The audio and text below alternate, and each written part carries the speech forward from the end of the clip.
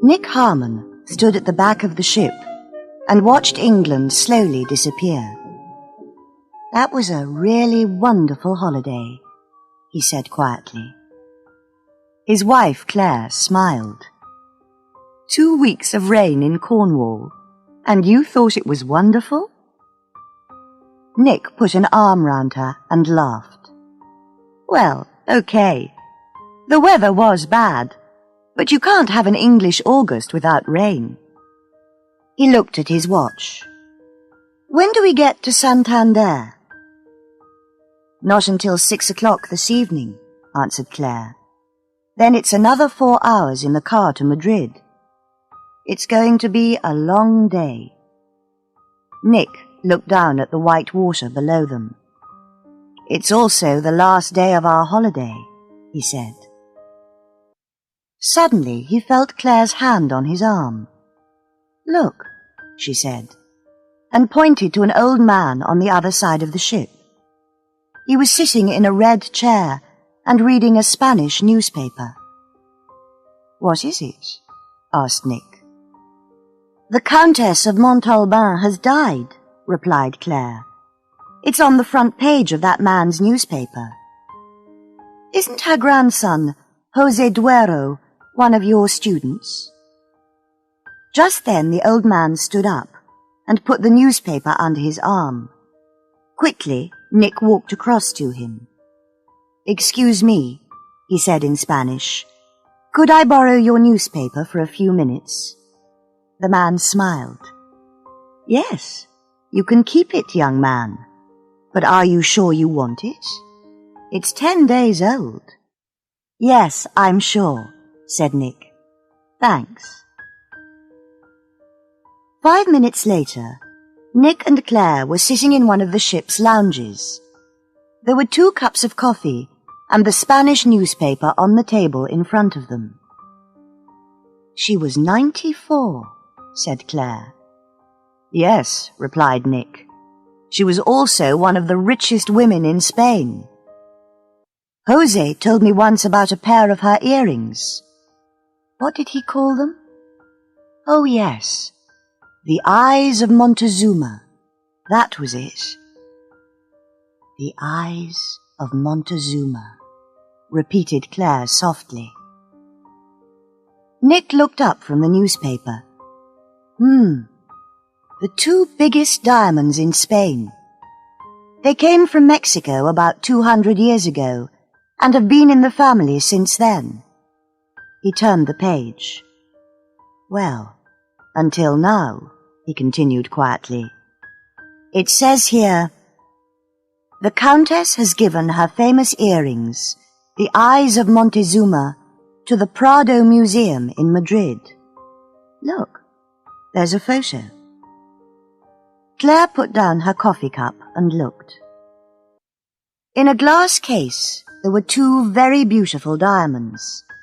It was only a black and white photo, but the diamonds shone like cold white fires.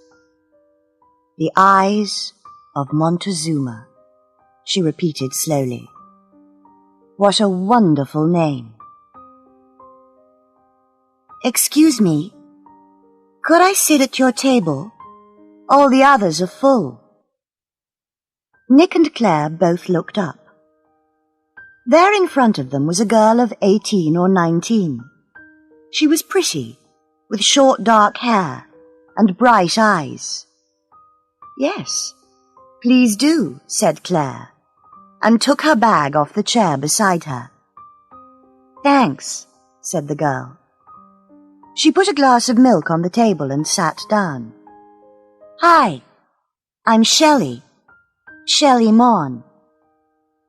Her voice was American, and she was wearing a T-shirt with a picture of James Dean on the front. "Hello," said Nick. "I'm Nick Harmon, and this is my wife, Claire." The girl smiled at both of them, then pointed at the newspaper on the table.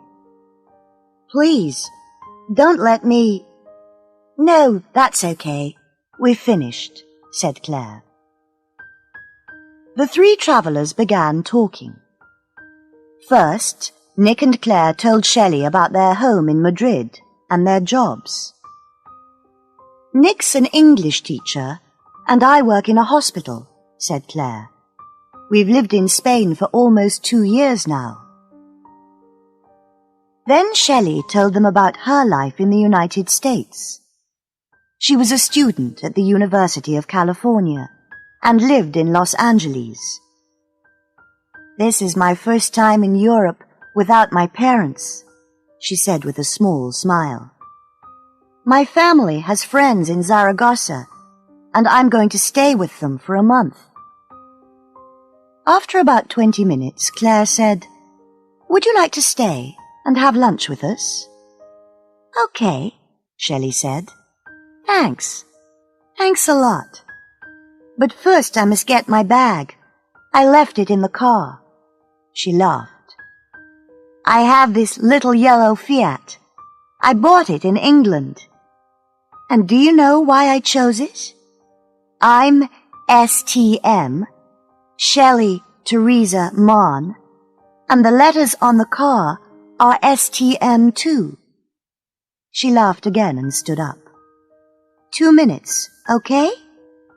Then she turned and walked out of the lounge. But Shelley Mann didn't come back after 2 minutes, or 10, or 20. Nick and Claire waited, but in the end they had lunch without her. "I don't understand it," said Nick when they left the restaurant. "Neither do I," replied Claire.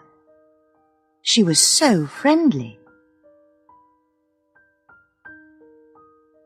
Several hours later, they arrived at Santander in the north of Spain. It was early in the evening, but still very hot. In their car, the Harmons were waiting to leave the ship and begin the road journey to Madrid. Suddenly, Nick said, "That's strange." "What's strange?" replied Claire. "That Fiat," Nick answered. "The yellow one. 2 cars behind us." "Didn't Shelley say her car was a yellow Fiat?" Claire turned and looked. N754 STM, she said quietly. "It is her car." Then she noticed the driver. It wasn't Shelley Mann. It was a big, dark-haired man wearing sunglasses. 2 days later, in the Harmons' Madrid flat, Claire turned on the radio while she was making breakfast. "Hurry up," she shouted to Nick in the bedroom. "We're going to be late." Okay, I know. But I can't find my shoes," replied Nick's voice. Claire smiled. There's always something, she thought. Just then the radio news began. At first, Claire didn't listen very carefully. But suddenly, last night, 2 of Spain's most famous and expensive diamonds disappeared from the Prado Museum. The diamonds, the eyes of Montezuma, were in a special glass case on the museum's 2nd floor. Police have begun... Nick walked into the kitchen with a pair of shoes in one hand. "I found them," he said. Then he saw Claire's face and stopped. She was pointing at the radio. "What is it?" he asked. "Someone's stolen the eyes of Montezuma," Claire replied quietly. "Listen." "Only 10 days ago," the voice on the radio continued. "Before that, they were in the Montalban family for 200 years. And now, the sports news." Claire got up and turned off the radio. "When did it happen?" asked Nick. He sat down and put on his shoes.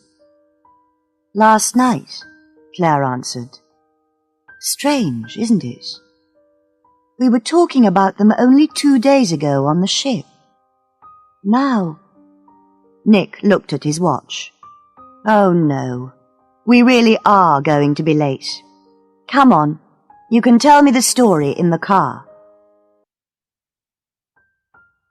The Countess of Montalban's 18-year-old grandson, José Duero, was one of Nick's students that morning.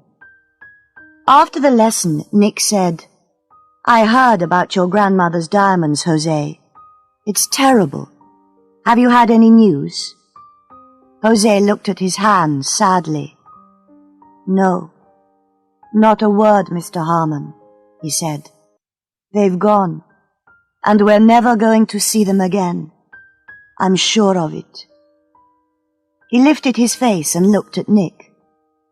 You know, he continued, my grandmother really loved the eyes of Montezuma. Only a month ago she told me, one day I want to give them to the people of Spain.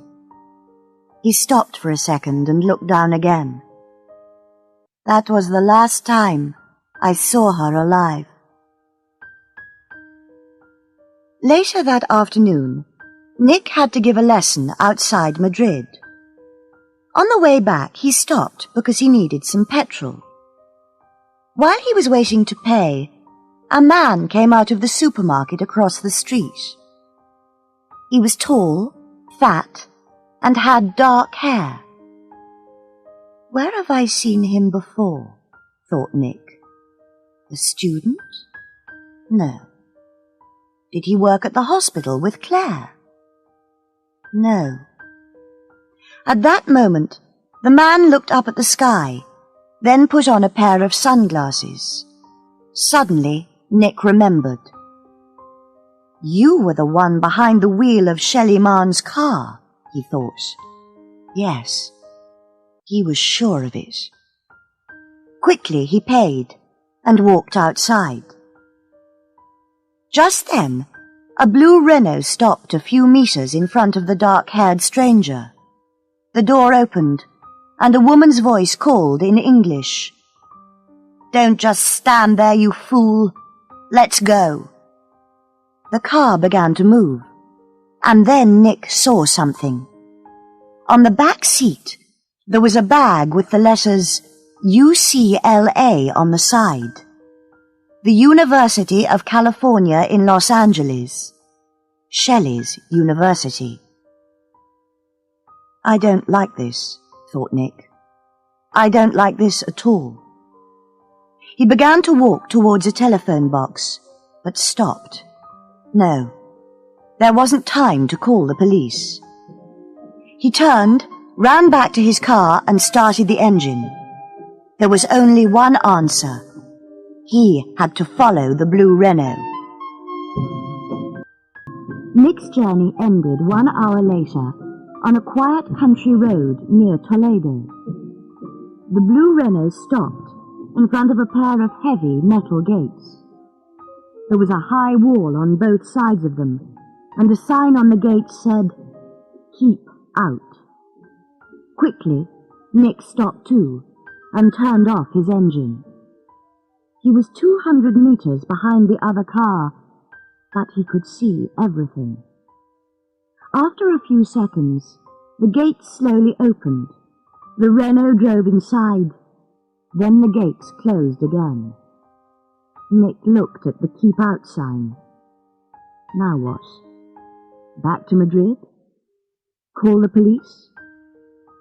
No, he said softly. Not yet.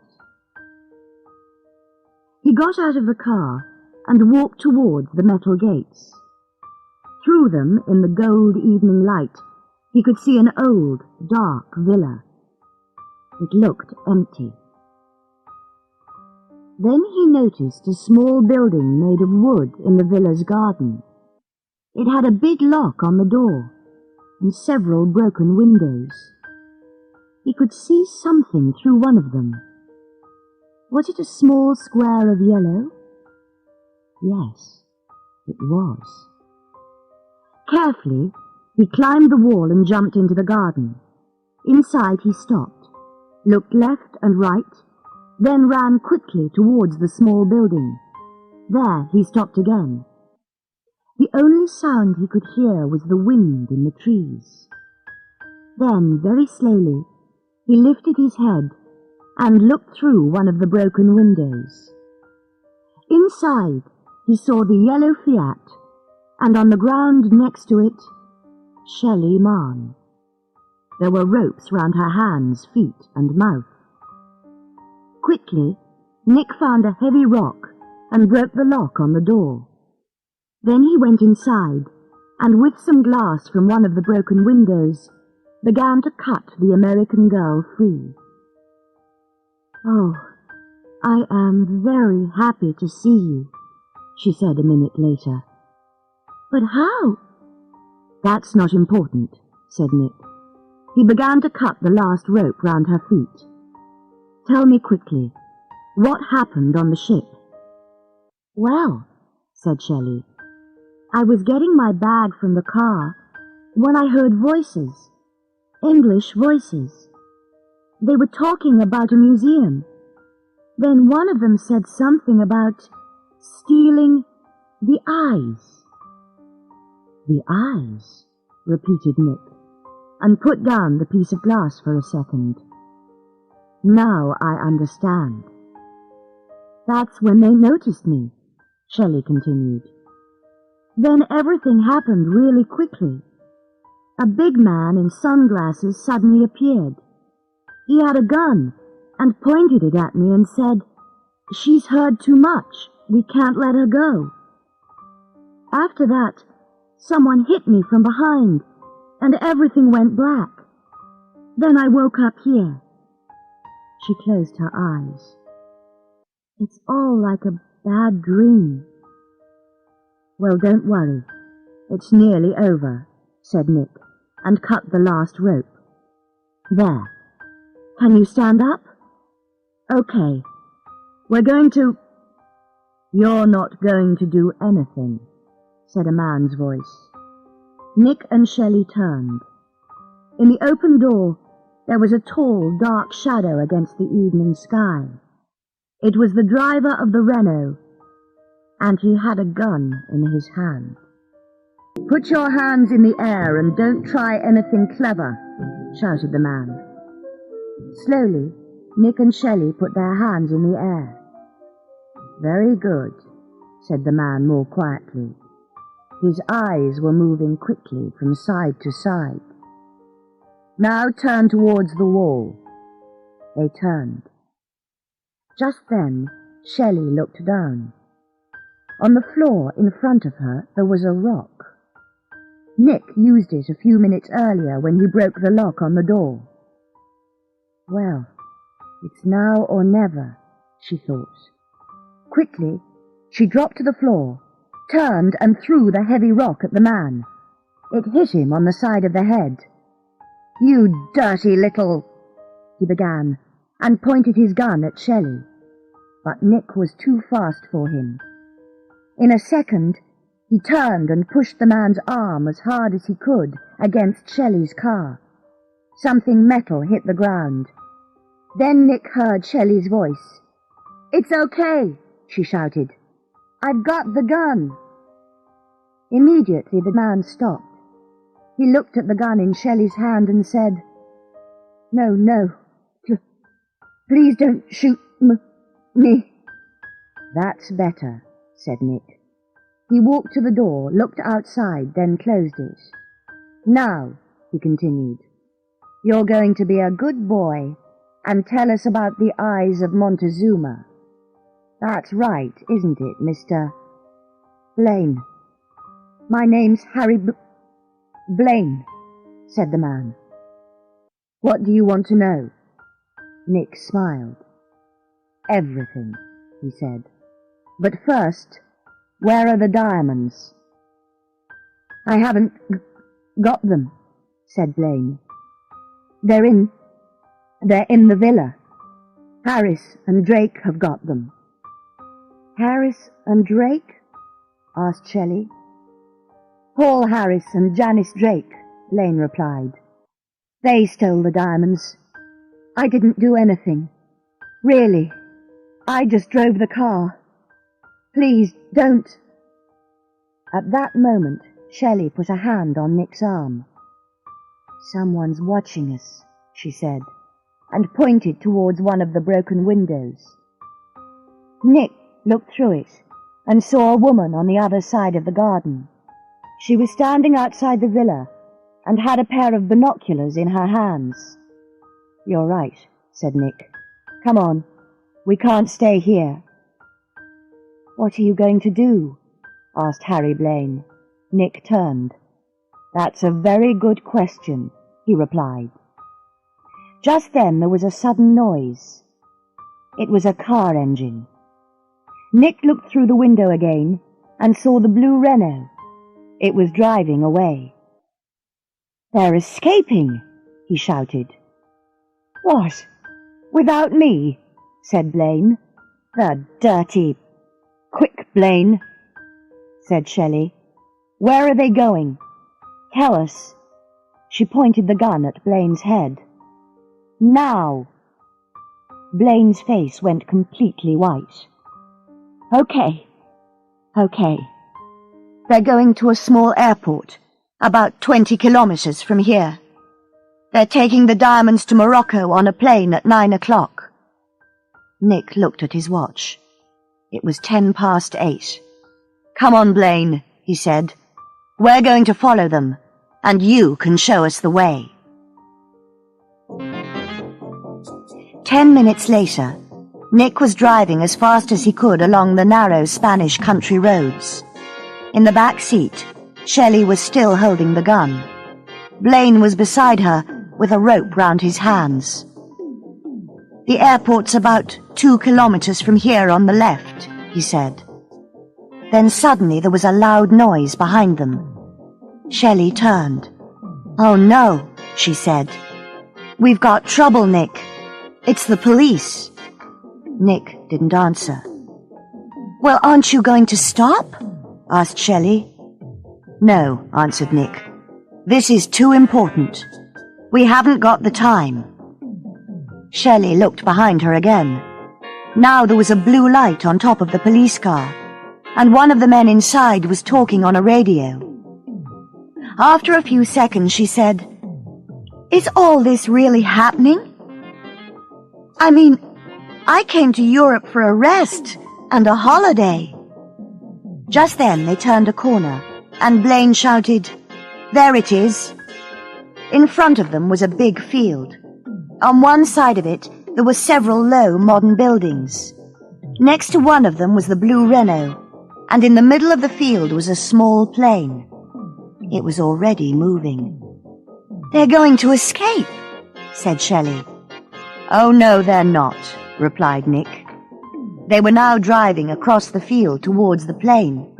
The police car was only a few meters behind them.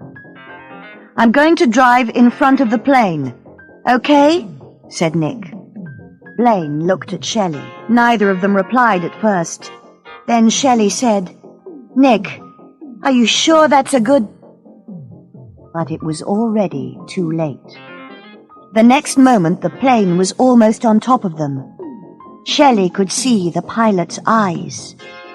Then in a second everything changed. The plane suddenly turned to the left, one of its wings hit the ground, and it crashed in a ball of orange fire.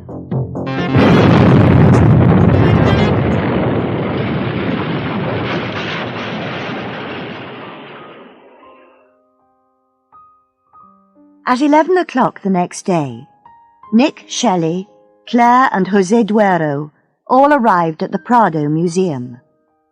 Outside, several newspaper, radio and television reporters were waiting for them. "How do you feel, Miss Mann?" asked one of them. "Tired," replied Shelley with a slow smile. "What happened after the plane crashed, Mr. Harmon? Can you tell us?" asked another. "Well," said Nick. "First Shelley and I told the police our story. Then 2 fire engines arrived. A few minutes after that, one of the firefighters found the diamonds in the plane. That's all, really." "Harris and Drake died in the crash," the reporter continued. "But what about Blaine? What's going to happen to him? I don't know, answered Nick. That's a question for the police. Now, please excuse us. Inside the museum, José took Nick, Shelley, and Claire to the second floor. There he showed them the eyes of Montezuma, back in their glass case again. For a moment, nobody spoke. Then Shelley put her face next to the glass and said softly, "They are beautiful." After that, José said to the Harmons and Shelley, "Come and have lunch with me at one of the best restaurants in Madrid." "Thanks, José," said Claire. Then she turned to Shelley. "What time are you leaving for Zaragoza? Have you got time for lunch?" "Sure," said Shelley, and they all went out of the building through a back door. Then she looked up at the hot blue sky and half closed her eyes. "Oh, but my sunglasses are in the car," she said. "Just let me go and get them, okay? Can you wait here a minute?" "Oh, no," replied Claire. She took Shelley's arm and laughed. "This time, Nick and I are coming with you."